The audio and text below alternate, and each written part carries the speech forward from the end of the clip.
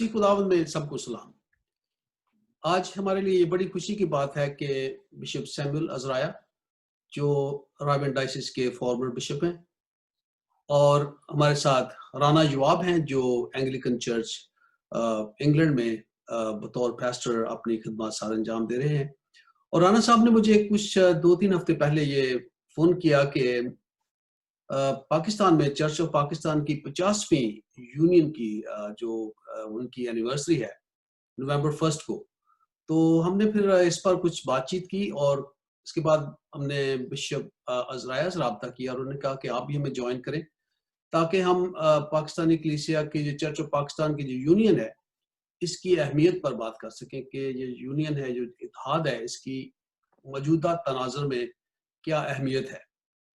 اس کے ساتھ ساتھ ہم اکتوبر 31 کو ریفارمیشن ڈے ہے، تو ہم اس پر بھی بات کریں گے کیونکہ کوئی بھی چرچ ریفارم کے بغیر نہیں چل سکتا، اور ہمارے لیے یہ بڑی خوشی کی بات ہے کہ آج ہمارے ساتھ بشپ عزرائیہ اور پادری رانا یواب ہیں، اور ہم ان دونوں موضوعات پر بات کریں گے۔ اور اگر آپ کو ہماری یہ گفتگو پسند آئے تو ہمیں ضرور اپنی آراء سے آگاہ کریں تاکہ ہم آپ کی خدمت میں اور بھی کلیسیا کی تاریخ پر اور کلیسیا کی اہمیت پر ویڈیوز پیش کر سکیں۔ تو شکریہ بشپ جی، شکریہ رانا صاحب، ویلکم۔ اچھا، تو سب سے پہلے میرا یہ سوال ہے کہ ہم سب سے پہلے ہم گفتگو کرتے ہیں union of the church of Pakistan پر، جو جسے نومبر 1 کو 50 سال ہو جائیں گے۔ تو بشپ جی بریفلی یہ بتائیں کہ یہ اس کی ضرورت کیوں محسوس ہوئی؟ دیکھیں، جب ایڈنبرا میں ایکیومینیکل موومنٹ کا آغاز ہوا اور اس سے پہلے بھی، جی، تو ون آف دی پریمیسز جو ایکیومینیکل موومنٹ کی تھی which ultimately led into the World Council of Churches، جی، کہ unity of the church and the importance, اس کی اہمیت کیا ہے، جی، ایک تو یہ ہے، اور اس کی ضرورت کیوں محسوس ہوئی، اس کو ہم 2 پرسپیکٹیو سے دیکھ سکتے ہیں۔ جی، اگر پاکستان کے پرسپیکٹیو سے دیکھنا ہے تو ایک تو اس کا فزیکل ورلڈلی انسٹیٹیوشنل ایسپیکٹ ہے، دوسرا اس کا سائڈ جو ہے وہ از biblical theological, the importance of biblical and theological basis for church union. سو اگر ہم پہلے پوائنٹ کو لیں، we are a minority number 1 Pakistan میں، انڈیا میں بھی، کیونکہ یونین انڈیا میں بھی ہوئی، ساؤتھ انڈیا میں تو بہت پہلے ہوئی تھی، جی، اور اس کے بعد صرف مائنورٹی ہم فزیکلی نہیں ہیں، we are minority socially, economically and otherwise also, we are a minority group. لیکن at the same time the institutional church of these minority groups, ان کا امپیکٹ بڑا رہا ہے ان ایریاز کے اندر، انڈیا، پاکستان، سری لنکا، برما، سیلون، اس طرف جو ہے انسٹیٹیوشنل چرچ کا مشنری ورک کا بہت امپیکٹ، بہت افیکٹونیس رہا through education and through health care services. So although Christianity was not so very well known, at least میں اب ہسٹوریکل میں past historical of Thomas پہ نہیں جا رہا، not known because of its own people, but because of the ministries that the church was doing. اور پھر church clear divided تھا، لوگ جیسے آپ پروٹسٹ، جب آپ بات کریں گے ریفارمیشن پہ، we can talk about it at that time.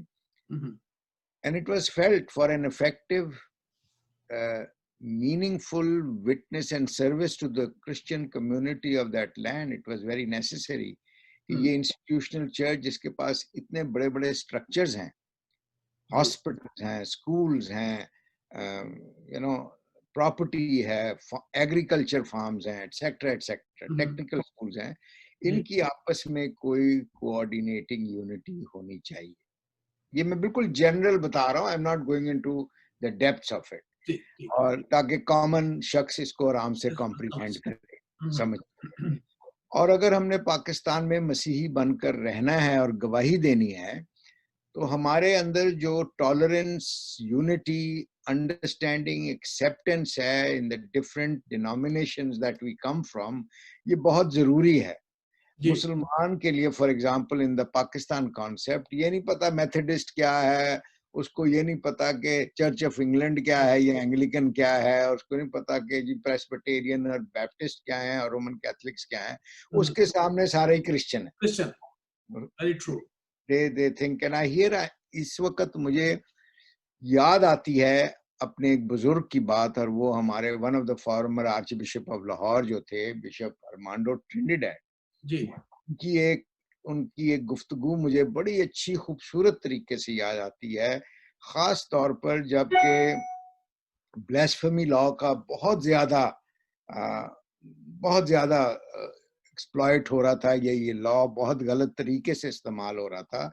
تو تب بشپ ارمانڈو نے آرچ بشپ ہاؤس میں ایک کرسچن لیڈرز کی گیدرنگ کی, جس میں انہوں نے ساروں کو بلایا. اب میرے لیے وہ بڑی حیرانگی کی بات تھی. میرے تو خیر وہ استاد بھی تھے, میرے ٹیچر بھی تھے وہ, لیکن ان سے میں نے بعد میں پوچھا یہ بات جو میں کرنے لگا ہوں. انہوں نے ساروں کو بلایا. چلیں چرچ آف پاکستان کے ساتھ تو کیتھولک چرچ کی بہت کوآرڈینیشن تھی, کمیونیکیشن تھی, آپس میں ہم ملتے تھے, جلتے تھے, ایک دوسرے کو اپنی باتوں میں بھی بلاتے تھے. لیکن وہاں پر بیٹھے ہوئے تھے سیلویشن آرمی, وہاں بیٹھی ہوئی تھی پینٹیکاسٹل گروپس, وہاں پر اور چرچز کے لوگ بھی بیٹھے ہوئے تھے. اور میرے لیے تھوڑی سی حیرانگی کی بات تھی کہ ایک کیتھولک آرچ بشپ جو ہے وہ ایک ایسا ایونٹ کر رہا ہے. اور انہوں نے ایک بات کہی کہ دیکھیں میرے بھائیوں, جس طرح کی وہ اردو بولتے تھے, میرے بھائیوں دیکھیں کہ ہم پاکستان میں رہتے ہیں, اور جب ہم پہ کوئی مسلمان دیکھتا ہے تو وہ یہ نہیں دیکھتا کہ آپ فل گاسپل ہیں یا آپ کیتھولک ہیں یا آپ چرچ آف پاکستان ہیں یا نولکھا ہیں یا پریسبیٹیرین ہیں. وہ یہی دیکھتا ہے کہ یہ تو مسیحی ہے, Christian. I think that was the biggest ecumenical powerful on church unity statement میں نے بشپ ارمانڈو کے زبان سے سنی, ان کے الفاظ میں. سو یہی کانسیپٹ تھا چرچ یونین کا بھی اوریجنلی, کہ we have to be one to be a witnessing community. Secondly, جو دوسری بات میں نے کی تھی کہ it has theological and biblical perspective. دیکھیں اگر ایکومینیکل موومنٹ نے اس کو شروع کیا تھا, the need for Christian unity and church unity, تو اس کی theological بیس تھی, اس کی صرف انسٹیٹیوشنل بیس نہیں تھی ان کی. And the theological base was the prayer of Jesus himself, جہاں پر وہ پلیڈ کرتا ہے اپنے باپ سے کہ میں تو اب آ ہی رہا ہوں اپنا کام کر کے اور اپنے شاگردوں کو چھوڑ کے آ رہا ہوں, لیکن میری بس ایک ہی دعا ہے تجھ سے اور ایک ہی منت ہے, آئے باپ میرے یہ جو ماننے والے ہیں, ماننے والے یہ ایک ہوں جیسے تو اور میں ایک ہیں.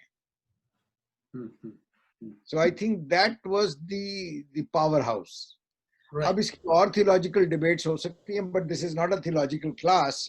یا ہم کوئی کلاس لیں یا وہ کریں. میں بالکل broader concept میں, I think this was the heart of God, the prayer of God, Jesus Christ, the prayer of Christ and the desire of Christ, which was also the desire of the heart of God. میں بس اتنا ہی کہہ کے چھوڑوں گا. میرا بھائی جو ہے یہ رانا صاحب, یہ زیادہ میرے سے تجربہ کار اور ویل انفارمڈ ہیں. اگر یہ اس میں اور کچھ باتیں ایڈ کر دیں تو شاید ہمارے لسنرز کے لیے اور نالج ہو جائے گی. رانا صاحب, آپ کیونکہ ینگ پریسٹ ہیں, ینگ پیسٹر ہیں, تو آپ اس یونین کو کیسے دیکھتے ہیں کہ آج کے ینگ پریسٹ کے لیے اس کی کیا اہمیت ہے, وہ کیسے اسے سمجھتے ہیں؟ لیکن آپ کے سوال کے پاس آپ کے سوال پہ آنے سے پہلے مختصراً ایک اور ایلیمنٹ بشپ صاحب نے جو کہا میں اسی میں صرف ایڈ کروں گا. ایک تو ہماری اپنے کانٹیکسٹ کی, پاکستانی کانٹیکسٹ میں اس کی ضرورت تھی اور مائنورٹی کانٹیکسٹ تھا, اور اس کے ساتھ ساتھ اس کی تھیولوجیکل اور بیبلیکل بیسز ہیں جو انہوں نے بڑے ہی اچھے طریقے سے بیان فرما دی ہیں. لیکن ایک چیز کا میں اضافہ ساتھ کرنا چاہتا ہوں کہ سیکنڈ ورلڈ وار کے بعد پوری دنیا کا سینیریو تبدیل ہو رہا تھا اور بڑی تیزی سے بدل رہا تھا.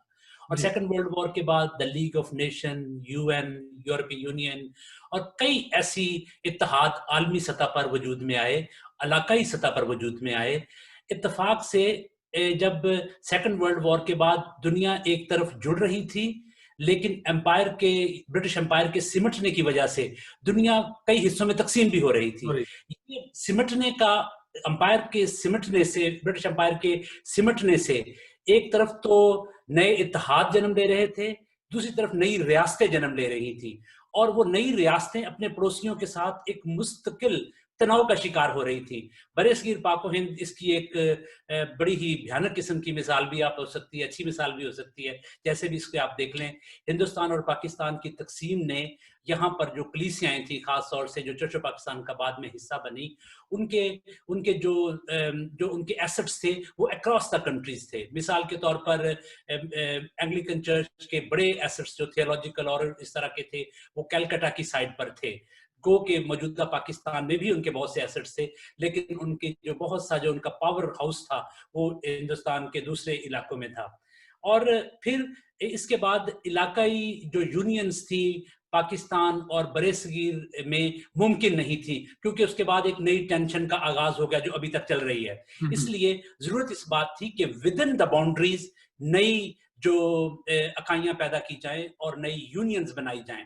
اور یہ اگین یہ وہی ریفلیکشن ہے جو سیکنڈ ورلڈ وار کے بعد پوری دنیا میں احساس ہونے لگا کہ ہمیں ملنا چاہیے، ہمیں اکٹھے کام کرنا چاہیے. لڑائی جھگڑے، اور وہ لڑائی جھگڑے عسکری نوعیت کے بھی ہو سکتے ہیں، وہ لڑائی جھگڑے تھیولوجیکل نوعیت کے بھی ہو سکتے ہیں، وہ لڑائی جھگڑے سماجی نوعیت کے بھی ہو سکتے ہیں. اور اس لیے جہاں جہاں اتحاد کا اطلاق ہوتا تھا ان پہ کیا گیا.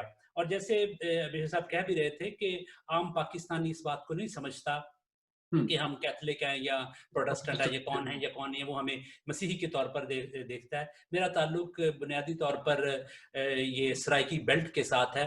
وہاں کے بارے میں ایک بڑی پرانی بات کہی جاتی ہے، کئی علاقوں میں شاید ابھی بھی سچ ہوگی، کہ ریاست کے علاقے میں کوئی مسیحی ڈسپینسر تھا، کوئی ڈاکٹر ٹائپ آدمی، وہ کام کرنے کے لیے گیا تو اس کا نام بھی تھوڑا سا مختلف تھا، لوگوں کو لینے میں مشکل ہو رہی تھی. تو لوگوں کو احساس ہوا کہ اس کا نام ویسا ہی ہے جیسے انگریزوں کا ہوتا ہے، تو کوئی بات نہیں، ناموں جیسے نام ہی ہے. تو اس کا نام جان تھا، تو انہوں نے جان کو جان کہنا شروع کر دیا. جان ان کے لیے کہنا آسان تھا، جان محمد بھی ہوتا ہے. تو انہوں نے اس کو بتایا کہ میں مسیحی ہوں، کرسچن ہوں. تو اب وہ سرائکی میں یہ بات ہے، وہ سرائکی میں آپ کو سناؤں گا. انہوں نے کہا ڈاکٹر صاحب تھوڑا دین کی ہے.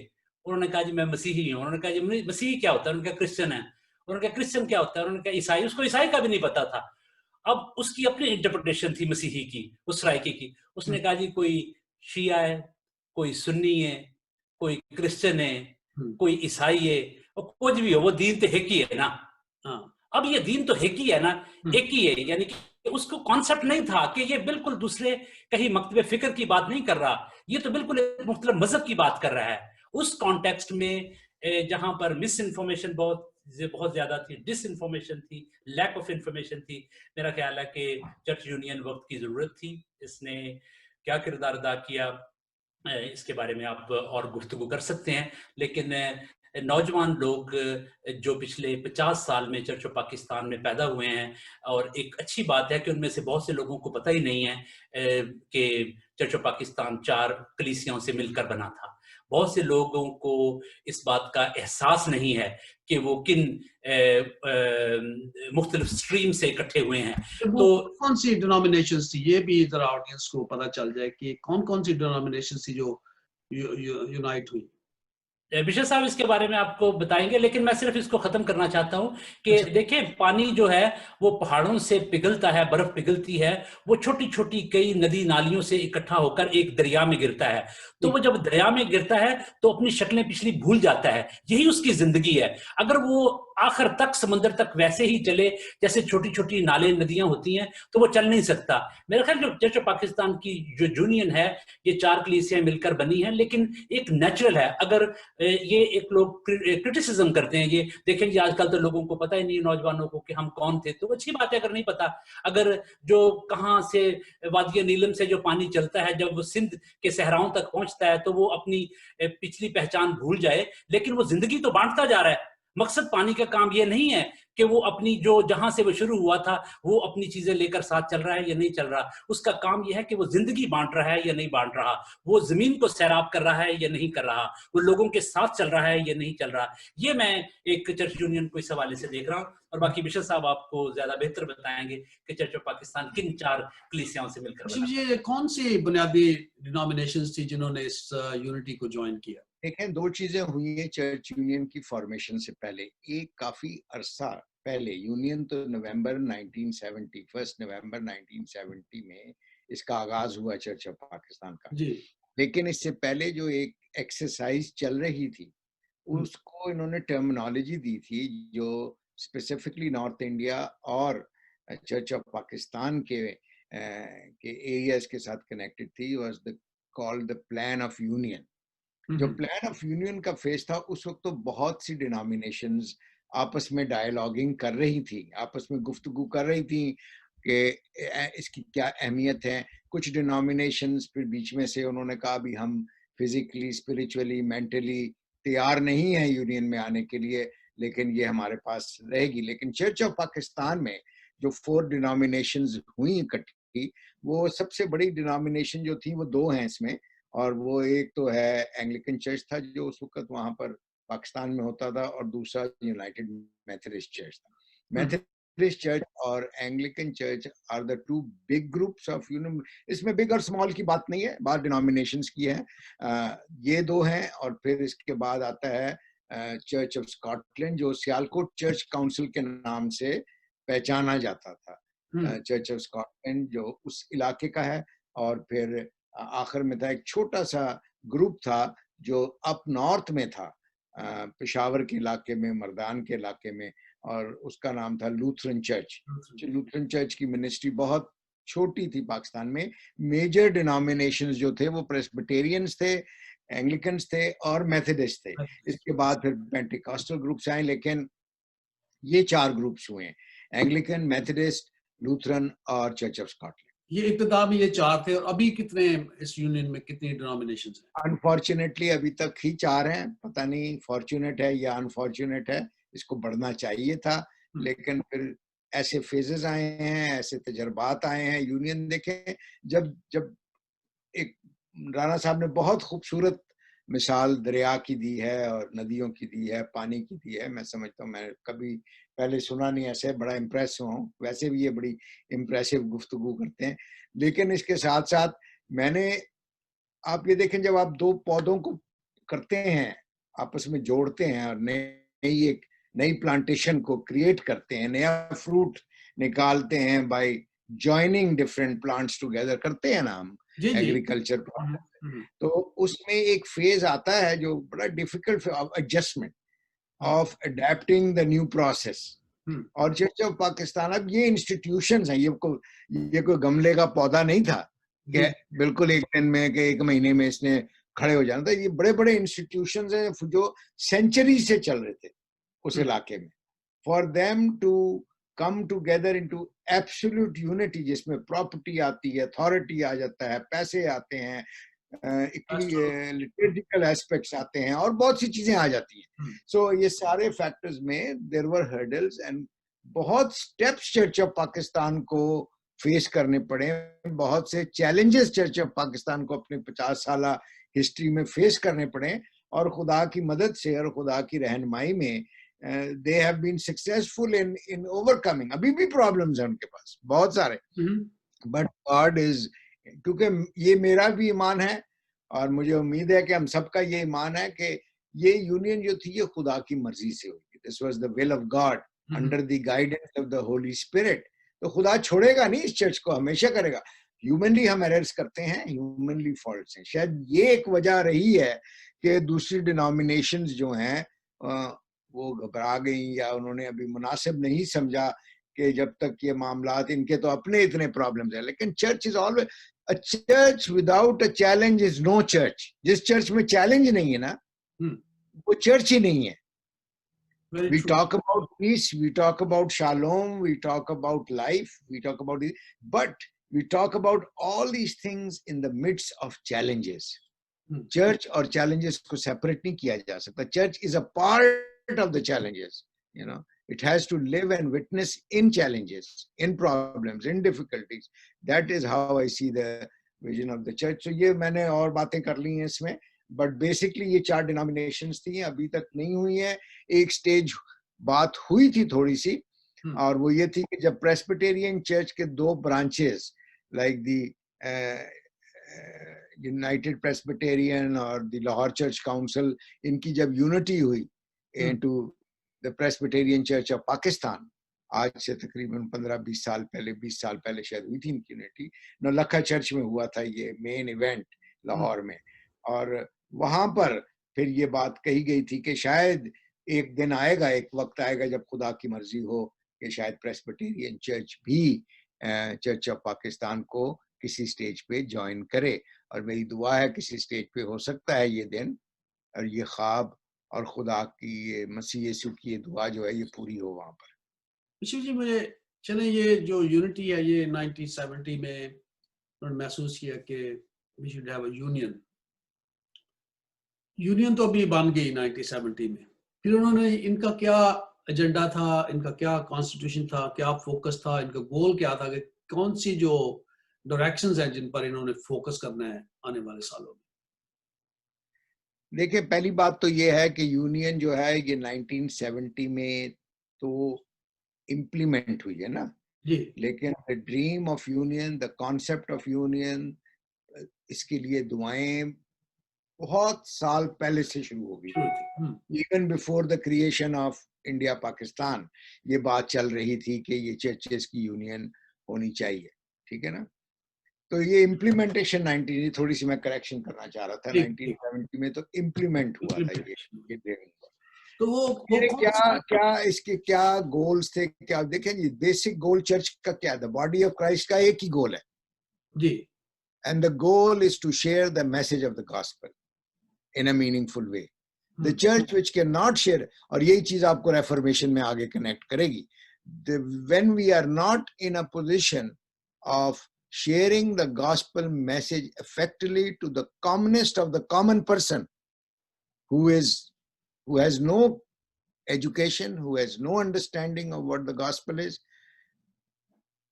that is where the Holy Spirit leads us. ये एक चर्च का बेसिक टास्क है और यही विजन है चर्च ऑफ पाकिस्तान का, और मैं उम्मीद करता हूँ कि हर चर्च का यही विजन और होना भी चाहिए.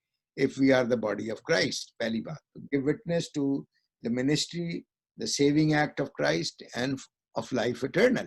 That is the primary mission of the church.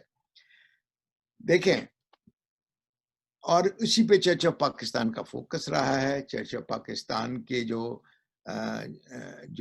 Common पादरी है, जो कॉमन गांव में पादरी है, इलाकों में पादरी है, उसको नहीं पता प्रॉपर्टी में क्या हो रहा है और उधर क्या हो रहा है, इधर क्या हो रहा है. वो उसकी नेगेटिव साइड जरूर सुनता है बहुत, लेकिन उसका बेसिक मिशन जो है वो यही है कि मैंने गॉस्पेल की मनादी करनी है, मैंने अंजील की खुशखबरी देनी है लोगों को.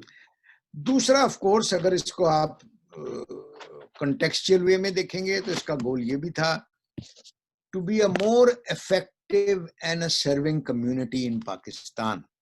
अगर हम यूनाइटेडली इन अदारों के साथ जो हमारे पास थे, सर्विस अदारे थे ना, ये हमारे मिशन अदारे थे, ये हमारे सर्वेंटहुड के अदारे थे. This mission servanthood opportunities which the church had through health and education and human rights and relationships and special education, ये सारी बातें जो भी थी, इसको मीनिंगफुली अपने माशरे में, अपने मुल्क में, अपने लोगों में इम्प्लीमेंट किया जाए, ताकि it gives glory to the name of God.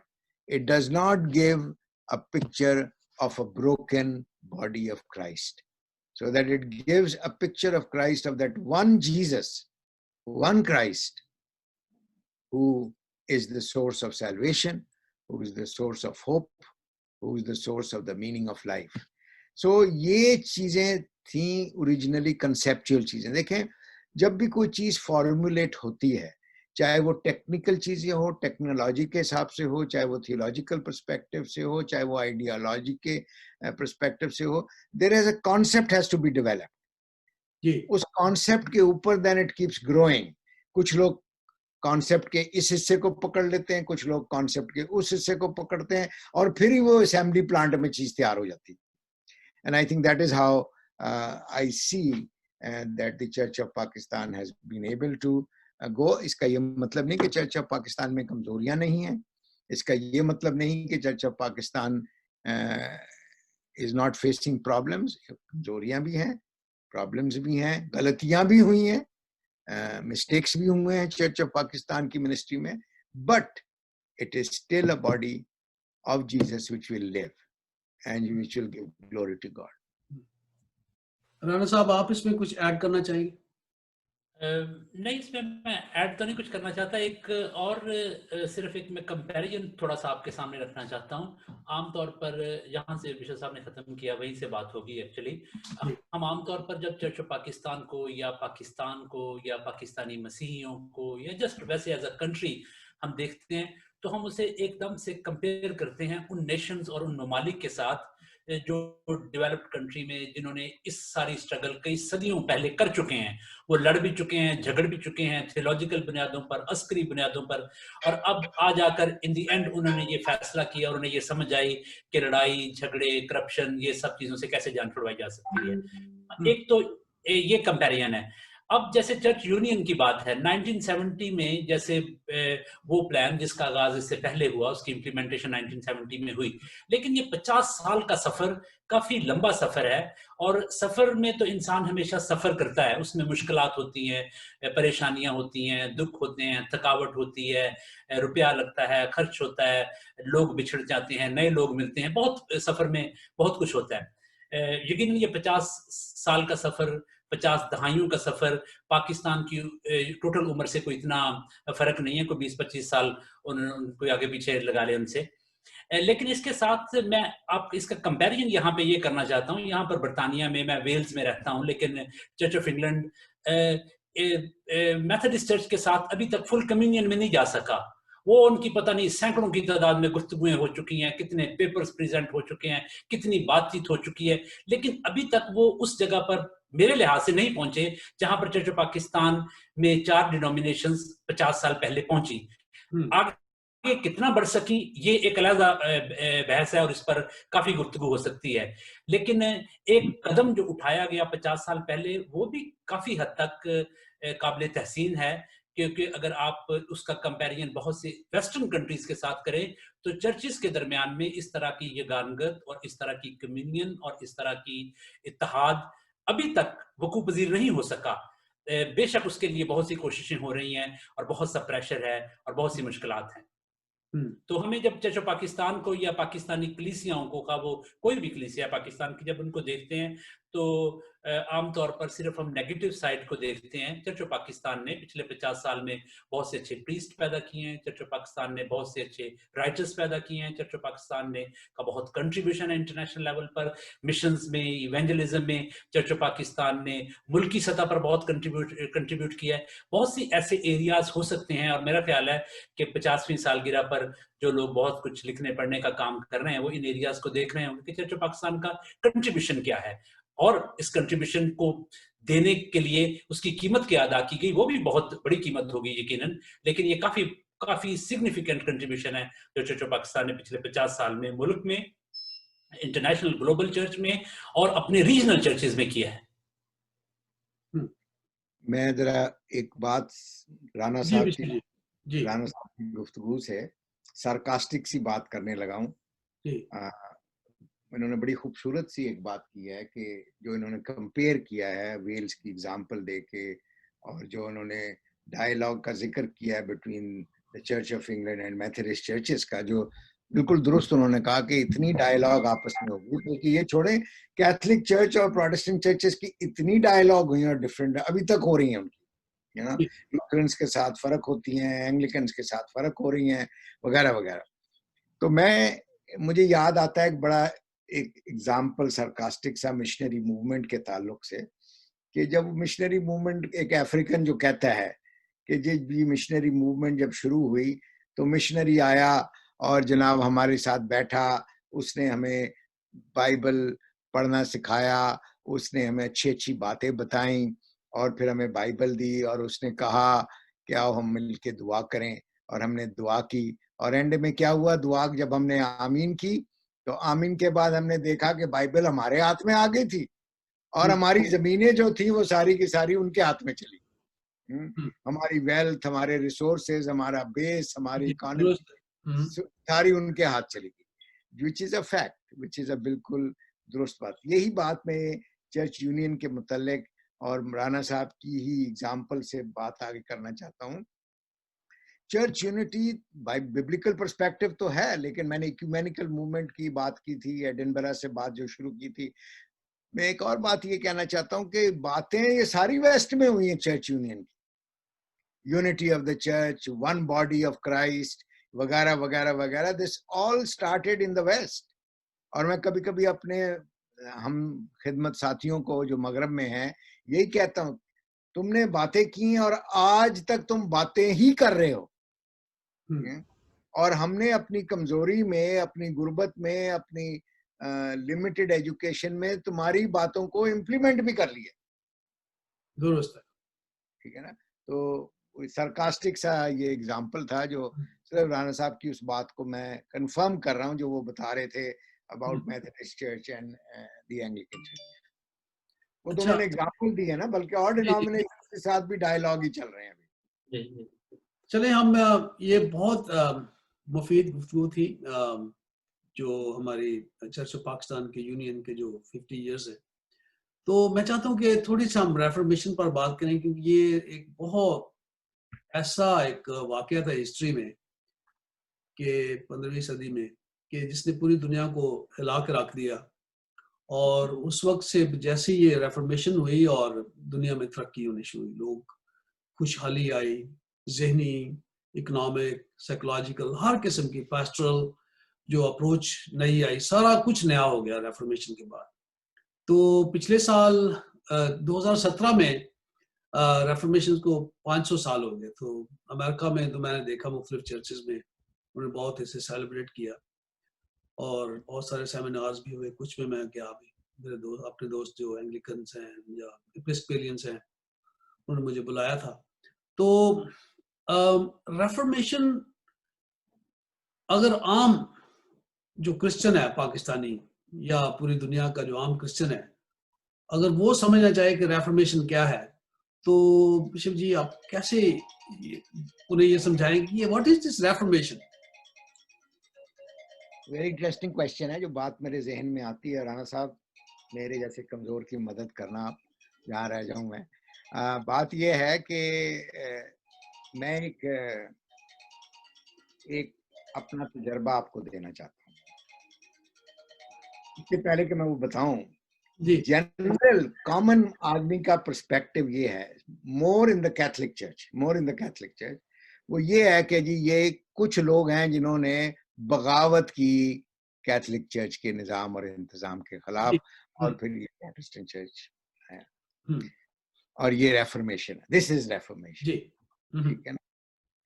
دوسرا جو میں پرسنل ایکسپیرینس بتا کے پھر میں آپ کے سوال پہ آؤں گا، وہ یہ تھا، میں چائنا گیا تھا آج سے چند سال پہلے، خیر پہلے بھی میں نے سنا تھا، لیکن میں نے شدت سے محسوس کیا یہ چائنا میں، اور وہ یہ تھا کہ جب میں چائنا کرسچن کاؤنسل جو مین ایک پروٹسٹنٹ باڈی ہے وہاں کی، ان کی انویٹیشن پہ میں ایک ڈیلیگیشن چرچ آف پاکستان سے لے کے گیا تھا چائنا، تو ایک کامن بات سننے میں جو وہاں پر آئی، جو ہمارے لیے بڑی حیران کو بات تھی، ہم پاکستان میں نہیں وہ کرتے، کہ جی we are Christians they are Catholics, we are Christians they are Catholics, وہ کیتھولک ہیں لیکن ہم کرسچن ہیں۔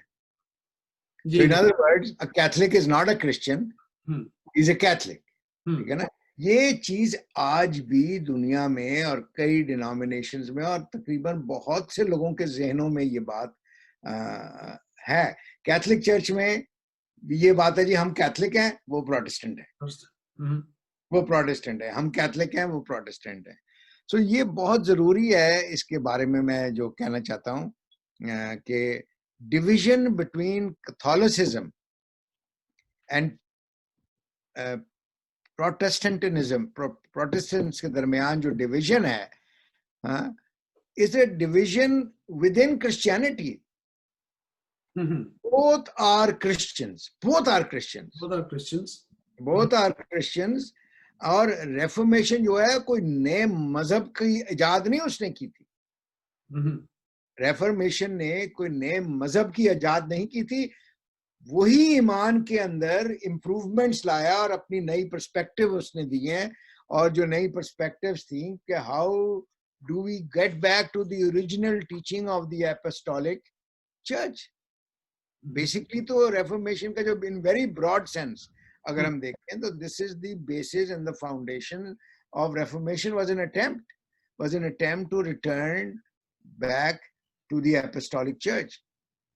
کیونکہ جو ریفارمرز تھے ان کی کلیم کیا تھا اس پہ ہم بعد میں بات کر لیں گے. ان کے کلیمز تھے, there were certain claims, they disagreed with certain things of the church. اور آج the Catholic Church, after so many centuries, after the 16th century to up till now, both the Catholic Church and the churches of the Reformation recognize کہ errors دونوں طرف ہوئے ہیں. Mistakes have been created on both sides of our ministry and of our church life. So پہلی بات جو میں clear کرنا چاہتا ہوں, Reformation is not a religion. Reformation is not an introduction of a new faith. This is very important for us to understand. پھر ہم نہیں کہیں گے کہ جی وہ پروٹسٹنٹ ہے اور وہ کیتھولک ہے. We are all Catholics or we are all Christians. Right. You are a Roman Catholic, that could be a different subject. But we are all Catholics and we are all Christians. Yes. Because it is a division between the structure, the institutional structure. It is not creating a new religion or a new thought process. Gospel وہی ہے, teaching بھی وہی ہے جو آج Catholic church, Roman Catholic church بھی recognise کرتا ہے, ہم بھی کرتے ہیں. کیونکہ اگر آپ رومن کیتھولک چرچ کے وہ جو کیا کہتے ہیں آپ کیتھولک چرچ کینٹیکلز ہیں جو ان کے آرڈرز ہیں, میں نے میرا خیال ہے مجھے یاد نہیں آ رہا 800 ہے کہ 819 آرڈر ہے جس میں اس چیز کا ذکر ہے کہ Christ uses the churches or Christ uses all the ecclesial communities, you know, as a mean of salvation. یہ کیتھولک چرچ کی اپنی ڈاکیومنٹیشن اپنے کینٹیکلز میں ان کی ہے. As a power, it uses, Christ uses them as a source of salvation. We understand the grace and the truth that Christ entrusted on every one of us and the Catholic Church. اس طرح سے لکھا. اچھا جی رانا صاحب, آپ south Punjab سے ہیں, میں بھی ساؤتھ پنجاب میں بہت سال میں نے کام کیا ہے. میں نے آج تک میں نے بکھر میں کام کیا, لیا میں, بہاڑی میں, میلسی میں, ان سارے ایریاز میں. اور وہاں پر ہمارے جو پروٹسٹنٹ پیسٹرز تھے, دوست بھی تھے, ان کے گھروں میں آنا جانا تھا. لیکن ہم نے کبھی ریفارمیشن کے متعلق کبھی نہیں سنا کہ یہ کیا ہے, نہ کوئی اسے ڈسکس کرتا ہے. بس میرے خیال پادری صاحبان کی حد تک تو پتا ہوگا, لیکن عام بندہ تو کبھی بھی ہمارے ساتھ ریفارمیشن, وہ تو بس ہی آؤ جی بیٹھ کے دعا کرے اور مسیح خدا ان کا نام لے, یہی ہے. باقی ریفارمیشن کے متعلق اگر آج ہم کس طرح اس کو ایک عام آدمی کو سمجھا سکتے ہیں اور اس کی اہمیت کیا ہے؟ میرا خیال ہے کہ اب کافی لوگوں کے پاس ایکسیس ہے نالج کے لیے. وہ انٹرنیٹ کے ذریعے سے کتابیں آسانی سے مل جاتی ہیں, مواد آسانی سے مل جاتا ہے. نوجوان لوگ جو پڑھنا چاہتے ہیں وہ پڑھ سکتے ہیں. اور آپ نے صحیح فرمایا کہ لوگوں کو اتنا زیادہ نہیں پتا تھا. لیکن میں اس کو تھوڑا سا مختلف دیکھتا ہوں. شاید جس ماحول میں میں نے یا جس طرح کے حالات میں نے آنکھ کھولی, اور چھوٹی ایج سے ہی مجھے کافی ان چیزوں کے بارے میں پتا تھا, ریفارمیشن اور یہ کیا ہے, ان چیزوں کے بارے میں. آج کل بلکہ میں کہوں گا کہ پاکستان میں ایک تو علمی انحطاط ہے, کوئی تھوڑی سی پاورٹی آف نالج ہے, لوگوں کو پڑھنے لکھنے کا کوئی شوق نہیں ہے. میں انکلوڈ کر رہا ہوں پادری اور پاسٹر صاحبان کو. They just want to be on the screen, they just want to be somewhere being shown as speakers or a loudspeaker, جو بھی آپ ان کو کہہ لیں.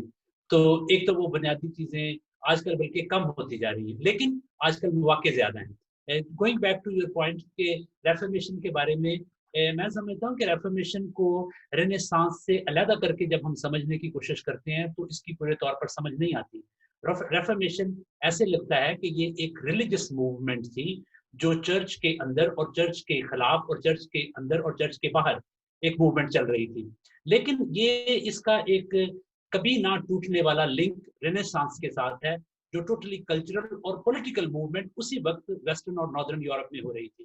اور ان کا آپس میں اگر آپ دیکھیں رینیسانس جو ہے وہ ڈارک ایجز کے دوران جو سارا کلچر ڈیولپ ہوا ہے وہ اس کے خلاف ہے، اور ریفارمیشن جو ڈارک ایجز کے دوران جو تھیولوجی ڈیولپ ہوئی ہے اسکولسٹک تھیولوجی وہ اس کے خلاف ہے. اب پرابلم یہ ہے کہ ہم جب بالکل علیحدہ سے ریفارمیشن کو دیکھنے کی کوشش کرتے ہیں تو ہمیں وہ ایسے لگتا ہے کہ چرچ میں کوئی ڈویژن ہو گئی ہے.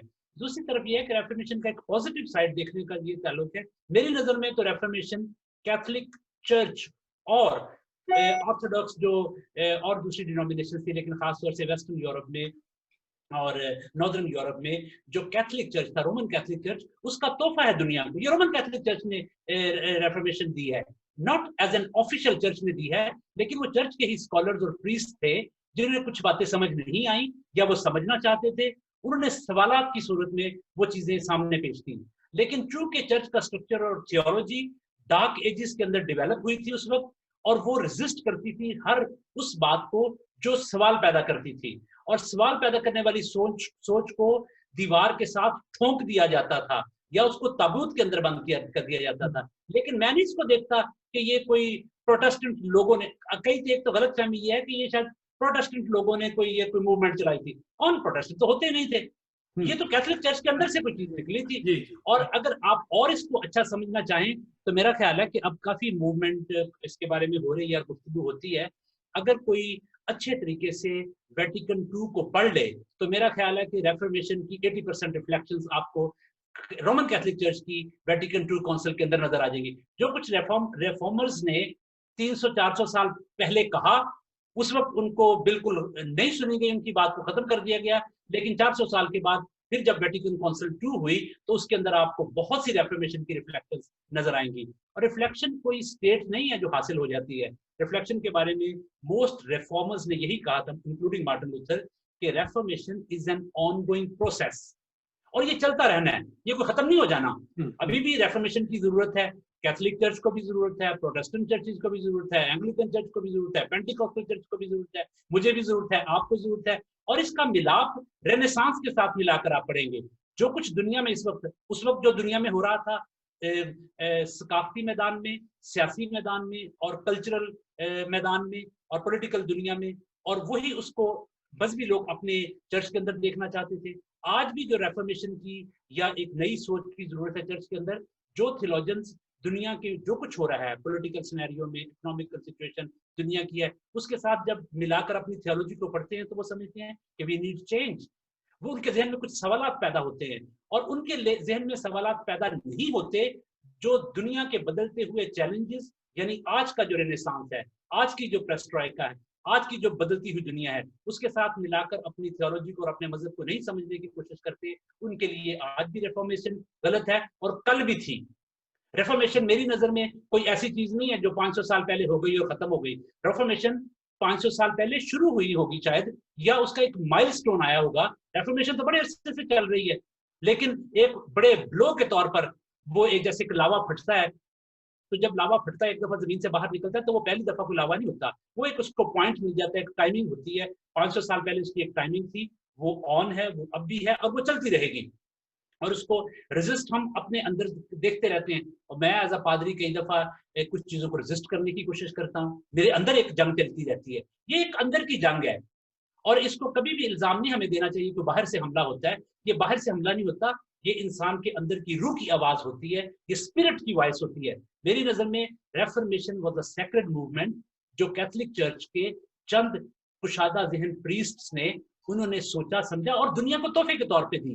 اگر ریفارمیشن نہ ہوتی تو شاید سائنس اور ٹیکنالوجی میں بہت سا انقلاب نہ آتا. اگر ریفارمیشن نہ ہوتی تو چرچ بہت سی چیزوں کو ریزسٹ کرنا نہ چھوڑتا. اور اس کا کوئی تعلق نہیں ہے پروٹیسٹنٹ، اور بری اس وقت لگتی ہے میں ایک رومن کیتھولک پریسٹ کو جانتا ہوں, میں ان کا نام نہیں لینا چاہتا, وہ پاکستانی ہے, جیسے کچھ لوگ سمجھ گئے ہوں گے, تو وہ جب کبھی بھی جرمنی جاتے ہیں تو وہ پتہ نہیں کتنی دفعہ جرمن جا چکے ہیں, لیکن کبھی ایک ایسا واقعہ نہیں ہوا کہ وہ جرمنی میں جائیں اور وہ جا کر مارٹن لوتھر کے ٹوم پر نہ جائیں. وہ جا کر دعا کرتے ہیں اور خدا کا شکر کرتے ہیں. He is faithful, passionate and very enthusiastic Roman Catholic priest ان پاکستان. تو میرا خیال ہے کہ اس کو ہمیں اس انداز سے دیکھنا چاہیے. 500 سال گزر گئے ہیں, دنیا میں بڑی تبدیلیاں آ گئی ہیں, اور دنیا میں جب تبدیلیاں آ گئی ہیں تو ریفارمیشن ایک ایسی موومنٹ ہے جس کا ایک فارمل آغاز جیسے 1970 میں فارمل آغاز چرچ یونین کا ہوا تھا. تو بہت سے جو تھیولوجنز ہیں یا بہت سے جو چرچ یونین کے ماہرین ہیں وہ اس کو یونائٹڈ چرچ نہیں کہتے بلکہ یونائٹنگ چرچ کہتے ہیں, جس کا مطلب ہے کہ یہ چرچ ابھی بھی لوگوں کو یونائٹ کر رہا ہے. ریفارمیشن اسی طرح شروع نہیں ہوئی تھی, نہ ہی ختم ہوئی تھی 500 سال پہلے. اس وقت صرف ایک اس کا ایک مائل سٹون ہے جو اب بھی چل رہا ہے. ریفارمیشن چل رہی ہے لیکن اس آب و تاب سے اور اس جاہ و جلال سے شاید نہیں چل رہی جس دور میں یہ 500 سال پہلے تھی مارٹن لوتھر اور ان کے دور میں. لیکن میری نظر میں یہ ایک ایسی موومنٹ ہے جس دن یہ ختم ہو جائے گی اس دن اصل میں چرچ کی موت ہوگی. جس دن ریفارمیشن دنیا میں ختم ہو گئی اس دن میرے نیاز میں that will be the time of the death of the church. اچھا میں اس پہ تھوڑا سا کچھ اگر آپ کا کوئی بات یہ ہے کہ مولانا صاحب نے بالکل درست کہا, اور it is an ongoing process. اس میں کوئی شک نہیں ہے کہ Reformation is a part in life of a living church, you know, of a witnessing church. But the reality of course is کہ ہر phase, ہر stage کی اپنے challenges, اپنے opportunities ہوتی ہیں جس کو چرچ نے ڈیل کرنا ہے. What the Reformation, جس Reformation کی ہم عام طور سے جب بھی لفظ Reformation استعمال ہوتا ہے ہم historical ہو جاتے ہیں. We take a historical perspective of Reformation. That was necessary. اس کی اپنی بیس تھی, اس کی اپنی انڈرسٹینڈنگ تھی, اس کا اپنا یہی تھا کہ انسٹیٹیوشنل چرچ نے بہت زیادہ اتھارٹی اینڈ پاور لے لی تھی. Whereas the understanding of God's grace and forgiveness and salvation, Luther کا بیسک فرسٹریشن تو یہیں سے شروع ہوئی تھی. یہاں سے شروع کر کے اس نے پھر آگے بات کو بہت بڑھایا. اینڈ of course جیسے آپ نے کہا political, economic and other social aspects came into it. اور بڑی خوبصورتی سے اس کا جواب دیا ہے کہ it started from within the Catholic Church. It was nothing of the Protestant. بالکل یہی ہے کہ we are, ہم تو پیدا اب ہوئے ہیں نا, ہم نے تو نہیں کیا تھا یہ تو. it was a part of the Catholic Church. The roots come up from there. یہی سوال آ جاتا ہے between the relationship of the Roman Catholic Church and the Orthodox Church. کہ آرتھوڈاکس چرچ اور رومن کیتھولک چرچ کے اندر reformation تو اس طرح کی کوئی نہیں ہوئی, بٹ ویئر از دیٹ وال that is coming between these two churches, which is the oldest church? Is the Roman Catholic Church the oldest church, or the Orthodox Church is the oldest church? Which is the original church? Right. So how do we go around? So Reformation, I think, will continue for centuries and centuries. However, I think اس کے ساتھ ساتھ آج کے جو بدلتے ہوئے حالات ہیں اس کو مد نظر رکھنا بہت ضروری ہے, بہت ضروری ہے. اور چرچ نے دیکھنا ہے کہ ہم نے گواہی کس طرح دینی, لیکن اس کے ساتھ ساتھ سینسٹیوٹی کی بھی بہت ضرورت ہے کہ سارے حالات جو بدل رہے ہیں وہ شاید مناسب نہیں ہے چرچ کے ٹرانسفارمیشن کے لیے, بلکہ ان بدلتے ہوئے حالات کو ٹرانسفارمیشن ود ان ٹرانسفارمیشن کی ضرورت ہے. So I think these are various elements of how we grow in maturity in our understanding of God's will. کہ خدا کی کیا مرضی ہے آج کے زمانے میں, خدا اپنے بدن کو کس طریقے سے, یہ تو مسٹیکل باتیں ہوگی نا ایک تو, but how does God want to use us as human beings believing in God for his honor and for his glory. تو یہ باتیں میں کرنا چاہتا تھا کہ یہ بھی آپ کا سوال تھا, سوری میں نے آپ کو کاٹ دیا, کیونکہ ریفارمیشن تو ہوئی ہے نا, پہلے مارٹن لوتھر کی جرمنی سے شروع ہوئی, سوئس ریفارمیشن ہوئی, انگلینڈ میں ہوئی, وغیرہ وغیرہ, and there were different stages of reformation which took place. تو اگر مارٹن لوتھر کو جب آپ پڑھیں, میں نے ان پر جو ڈاکیومنٹریز بنی ہیں, بہت سارے لوتھرنز نے تو بہت اچھی, ایک اسٹیو رک ہے اس کی بھی میں نے دیکھی. تو پتہ نہیں آج کا نوجوان مارٹن لوتھر کو پڑھ رہا ہے یا نہیں. آپ ریکمینڈ کرتے ہیں کہ اگر ریفارمیشن کو سمجھنا ہے تو مارٹن لوتھر کو پڑھنا چاہیے یا کسی اور کو, یا फादर ऑफ द रेफॉर्मेशन तो वही हैं। मार्टिन लूथर से तो आगाज हुआ ना हिस्टोरिकली एक चीज का, जब उसने अपने वो पिन किए जाके वहां पर कासल के ऊपर। जी जी। लेकिन पढ़ना चाहिए जरूर कि क्या उसकी फ्रस्ट्रेशन थी, क्यों उसने ऐसी हरकत की, क्या वो कहना चाह रहा था। But then it went on to a lot of people, John Calvin था, फिर zwingli था, इस तरह के और बहुत से लोग आए हैं in the life of reformation, जो बाद में मार्टिन लूथर को उन्होंने फॉलो किया है। और पढ़ना चाहिए जरूर मार्टिन लूथर को, लेकिन आज का नौजवान जो है ना, वो बहुत स्मॉल परसेंटेज है जो नौजवान, क्या आज की जो चर्च लीडरशिप भी है, जो एवरेज लीडरशिप है, बहुत स्मॉल परसेंटेज है जो इस तरह के हिस्टोरिकल बातों को पढ़ते हैं, इंक्लूडिंग माई सेल्फ। हम बहुत कम पढ़ते हैं हिस्टोरिकल इस तरह के फैक्ट्स एंड फिगर्स को, और इसके पढ़ने की बहुत जरूरत है टू कीप द हिस्ट्री। आपको जब तक अपने रूट्स का ही ना पता हो कि आपकी रूट्स क्या है, so then you will not be able to grow effectively and meaningfully. But study your roots not with the spirit of antagonism or discrimination or difference, but you study your roots to understand yourself better, you know, as to where your strengths lay and where your weaknesses were, which led to the formation of whatever has been formed, whatever tree has been created or built. वो roots की क्या development हुई थी। So the understanding of the roots तो बहुत जरूरी है, और पढ़ना चाहिए। सवाल जो आपका है कि आज के नौजवान को पढ़ना चाहिए, लूथर को भी पढ़ें, जॉन कैल्विन को पढ़ें। इसके बाद से there have been other stages. हम जब चर्च ऑफ इंग्लैंड की बात करते हैं तो yes, we only pick up the king Henry incidents, ज्यादा ले लेते हैं वो, और वही ओवर शैडो कर जाए, क्योंकि जी वो शादी करना चाहता था, विच इज अ फैक्ट, मतलब जो वो गलत बात नहीं है। But that is not all what the Church of England is based upon. There is a deep theology there, you know. There is a deep understanding. A reformation, मतलब as Padri Rana साहब ने कहा है, जैसे reformation needs reformation, and that reformation again needs reformation. Wow. So that, I think that's how we see it. But अब आप जैसे देखें वेरी बिग बॉम्बशेल जो वेटिकन ने रिलीज किया, आई डोंट नो ये सही है गलत है कितना करेक्ट है, मैंने तो थोड़ा सा ही पढ़ा है ये, जो उन्होंने पोप फ्रांसिस का बयान on the blessing to same sex relationship पे किया। Now this is a bombshell for the Catholic Church. Complete, लेकिन ये उसने अभी नहीं दिया, ये तो उसके साल पुरानी या 1.5 साल पुरानी रिलीज अभी हुआ। क्यों हुआ? पॉलिटिकल रीजंस हैं या कोई और रीजंस हैं for it to be released now is a very different thing. But he said now that, in my opinion, forgetting that element, in my opinion, that is some kind of a reformation that is taking place in the church, very slowly, very subtly, but it is one element of reformation that is coming along. And the church needs to reflect on realities.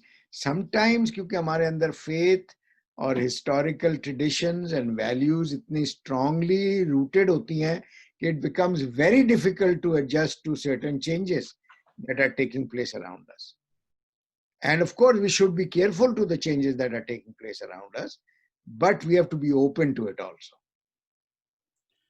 Rana साहब, आप कुछ add करेंगे कि आज का नौजवान reformation को समझना चाहे?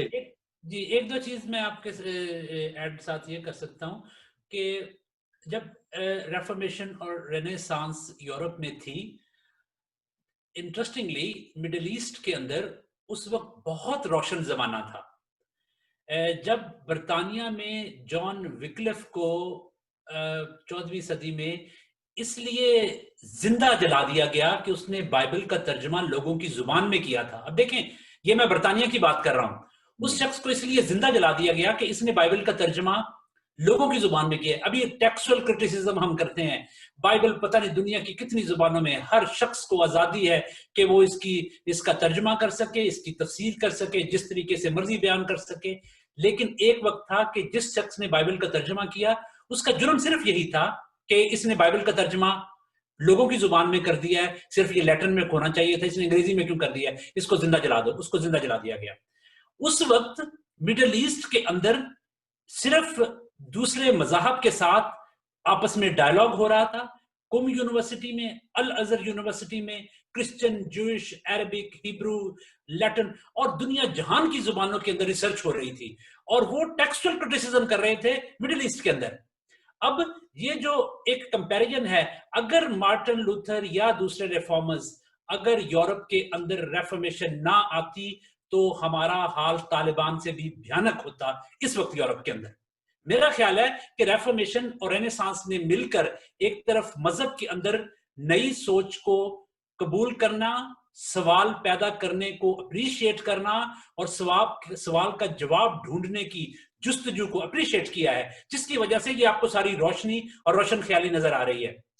दूसरी तरफ मिडिल ईस्ट के अंदर उसका रिवर्स हो गया, और हम जो मिडिल एजेस का उर्दू में क्या तर्जुमा हम करते हैं, ये कुरूने वुस्ता या डार्क एजेस इसको कहा जाता है। डार्क एजेस इसीलिए कहा जाता है कि वहां पर स्कॉलिस्टिक थियोलॉजी थी, सोचने समझने की। जिस शख्स ने खुर्दबीन इजाद की, इसको सजाए मौत दे दो। जिसने दूरबीन बनाई, इसको सजाए मौत दे दो। जिसने बाइबल का तर्जुमा आम लोगों की जुबान में कर दिया, इसको सजाए मौत दे दो।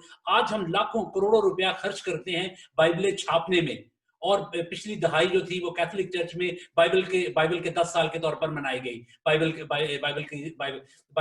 आम लोगों की जुबान में, Pakistan Bible commission, Pakistan Bible society, ये बड़ी मेहनत के साथ काम कर रहे हैं। लेकिन हम अपने माजी पर जब देखते हैं तो ये रोशन ख्याली, ये सोचने की सलाहियत मुआशरे के अंदर किन लोगों ने लेकर आए, उन लोगों को म्यूटनी की जिम्मेदार ठहराने की बजाय, उनको प्रोटेस्टेंट कहने की बजाय, उनको बागी कहने की बजाय, उनको जंगे आजादी के सिपाही कहा जाना चाहिए, या उनको ये समझना चाहिए कि ये एक लोग नई सोच कर लेकर आए हैं। और एक मैं मुख्तसरन बात ये करना चाहता हूँ कि बरतानिया के अंदर जब प्रोटेस्टेंटिज्म या प्रोटेस्टेंट सोच जो समझ लें, या रिफॉर्मर्स की जो सारी मूवमेंट यूरोप में चल रही थी, जब तक वो बरतानिया में पहुंची तो वो अपना क्लाइमैक्स खो चुकी थी वैसे ही। और बरतानिया में सिर्फ यही एक वजह नहीं थी जो हेनरी V की शादी की वजह थी, और भी कई वजूहात थी, पॉलिटिकल्स थी। चर्च से पैसे मांगे जाते थे कि आप जंग के लिए ये पैसे दिए जाए, और कई कई मसाइल थे। लेकिन खैर, लेकिन उसके साथ साथ कुछ अपने तरीके से भी यहाँ पर कुछ उसके पॉजिटिव काम हुए। मिसाल के तौर पर 1588 में वेल्श जुबान में बाइबल का तर्जुमा कर दिया गया था। उनको पता था कि अगर बाइबल को इस आम लोगों की जुबान में ना किया गया तो रेफॉर्मेशन मुल्क के अंदर आ जाएगी, और जब रेफॉर्मेशन मुल्क के अंदर आएगी तो वो सिर्फ मजहब के अंदर अपने असरात नहीं छोड़ेगी, बल्कि वो मुल्क के अंदर रेनेसांस भी लेकर आ जाएगी, जिसके पॉलिटिकल भी असरात हो सकते हैं, मुमकिन है। इसलिए बरतानिया के अंदर मोनार्की जो है उसका असर और रसूख काफी अरसे तक कायम रहा है, काफी अरसे तक मुतलकिल अनानियत जो है वो कायम रही है। उसकी वजह यही थी कि उन्होंने बड़े टैकल तरीके से रेफॉर्मेशन को और रेनेसांस को टैकल किया, और उसको मुल्क में उस तरीके से तब्दीली लाने के मौके फराहम नहीं किए जिस तरीके से फ्रांस में आई। अगर आप फ्रांस के अंदर सेकुलरिज्म को देखें और बरतानिया के सेकुलरिज्म को देखें तो आपको बिल्कुल एक वाज़े फर्क नजर आएगा, और वो वाज़े फर्क इसी वजह से है कि क्योंकि वहां पर फ्रांस के अंदर और जर्मनी के अंदर रेफॉर्मेशन और रेनेसांस उन्होंने मिलजुल कर काम किया है, और बरतानिया के अंदर ये इस तरह से काम नहीं हुआ जिस तरीके से ये वेस्टर्न यूरोप और मगरबी यूरोप के दूसरे ममालिक के अंदर हुआ। और मेरा ख्याल है, मैं इसी चीज की तरफ आखिर में आपकी एक तवज्जो और चीज की तरफ दिलाना चाहता हूँ। 21 नवंबर को, इस महीने की 21 नवंबर को, farmer arch bishop of Canterbury doctor Rowan Williams वो एक वेबिनार, ऑनलाइन वेबिनार कर रहे हैं, एंड आई एम प्रिविलेज्ड कि मैं उस वेबिनार को होस्ट कर रहा हूँ। And he is one of the top most world theologian, farmer head of the church of England and the Anglican communion. लेकिन वो रिफ्लेक्शंस दे रहे हैं पोप फ्रांसिस के लेटेस्ट इंसिक्लिकल पेपर। अब देखें, अभी हमने कल से उसकी जो पब्लिसिटी है वो ऑन की है, लेकिन कोई तकरीबन 150-200 लोगों ने, और जिनमें मेजॉरिटी जो है वो कनाडा, अमेरिका, बर्तानिया और यूरोप से अंदर जो कैथोलिक्स हैं, वो सुनना चाहते हैं कि एक एंग्लिकन थियोलॉजियन पोप के लेटेस्ट इंसिक्लिकल के बारे में क्या कहता है। अब वो एक ऑफिशियल डॉक्यूमेंट है, और उसकी रिफ्लेक्शंस क्या हैं कि किस तरीके से क्रिश्चियन फेथ पॉलिटिकल सिचुएशन को रिन्यू कर सकता है। और उनकी जो टॉक का टाइटल होगा वो Christian faith and the renewal of politics है। लेकिन खास उनकी जो पॉइंट, जिस चीज को वो लेकर आगे चलेंगे अपनी टॉक में, वो ये होगा his reflections on Pope Francis recent latest encyclical. मेरा ख्याल है कि खा हम रोमन कैथोलिक हैं या प्रोटेस्टेंट हैं या पेंटिकॉस्टल हैं या प्रेस्बिटेरियन हैं या जो कोई भी हैं, अब ये दीवारें अपने वक्त के साथ गिरती जा रही हैं, और इन दीवारों को खड़ा रखना इंस्टीट्यूशनल चर्चेस के लिए इतना आसान नहीं रहा, अब उतना आसान नहीं रहा जितना वो पहले था। उसकी वजह यह है कि लोगों के अंदर सोचने समझने की सलाहियत बढ़ती जा रही है, और पोप फ्रांसिस की एक स्टेटमेंट के ऊपर हम तनकीद कर रहे हैं, पूरी दुनिया में लोग उसके ऊपर कोई तनकीद कर रहे हैं, कोई उसकी हिमायत कर रहे हैं, वो वही बेहतर बता सकते हैं कि उनका कहने का क्या मकसद था। अपने वक्त पर यकीनन वो बताएंगे, और वेटिकन उसके लिए कोई ऑफिशियल कोई ना कोई स्टेटमेंट देगा। लेकिन सोचने की बात यह है कि वो अपने हालातों वाक़यात को देखकर चर्च की टीचिंग्स को इंटरप्रेट करते हैं कि लोग चर्च में से अपने आप को एक्सक्लूडेड ना समझें। और यही वही बात उसके ऊपर जाएंगे कि रेफॉर्मेशन जब होती है तो उस वक्त वो बुरी लगती है, जब होके चली जाती है तो फिर पता चलता है कि ये हमें क्या देकर गई है। तो रेफॉर्मेशन अपने दौर में इतनी अच्छी नहीं लगती, तब्दीली किसी को भी नहीं अच्छी लगती। मुझे भी अच्छा लगता है कि मेरा पैटर्न लाइफ का खराब ना हो, मुझे भी अच्छा लगता है कि मेरी हर चीज ऐसे ही हो जैसे मैंने रखी है।